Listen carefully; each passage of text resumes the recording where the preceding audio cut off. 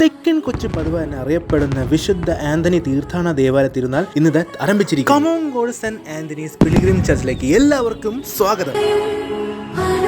തിരുനാളിന്റെ main attraction വിശുദ്ധ ആന്തോണിയുടെ ഒരു അടി ഉയരമുള്ള ഈ ഒരു തിരുസ്വരൂപം. ഇത് വെറും ഒരു വിഗ്രഹമല്ല, ഇത് ഭക്തരുടെ വിശ്വാസത്തിന്റെയും ജീവനുള്ള അടയാളമാണ്. കൊച്ചി പള്ളിയിൽ നിന്നും ഇടവക ദേവാലയത്തിലേക്ക് 500 മീറ്റർ മാത്രമാണ് ദൂരം. എന്നാൽ വൈകുന്നേരം 4 മണിക്ക് തുടങ്ങിയ പ്രദക്ഷിണം പാതിരാത്രിയോടെയാണ് ഇടവക ദേവാലയത്തിൽ എത്തിച്ചേരുന്നത്. വഴിനീളം ഹാരാർപ്പണം ചെയ്ത് ഭക്തർ വിശുദ്ധനെ വരവേൽക്കുന്നത് കാണാൻ പറ്റും. അവർ വിശുദ്ധനെ തങ്ങളുടെ ജീവിതത്തിലേക്കാണ് സ്വീകരിക്കുന്നത്.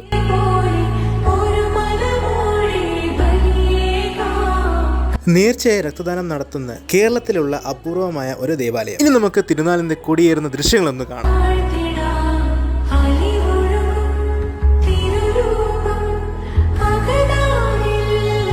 13-ാം തീയതി ദിവ്യകാരുണ്യ പ്രദക്ഷിണവും 14-ാം തീയതി ചാപ്ര പ്രദക്ഷിണവും പ്രാർത്ഥനയും ആത്മീയം ആഘോഷവും എല്ലാം ഒരുമിച്ച്. കമോങ്കോട് പള്ളി തിരുനാൾ ഫെബ്രുവരി 3 മുതൽ 15 വരെയാണ്.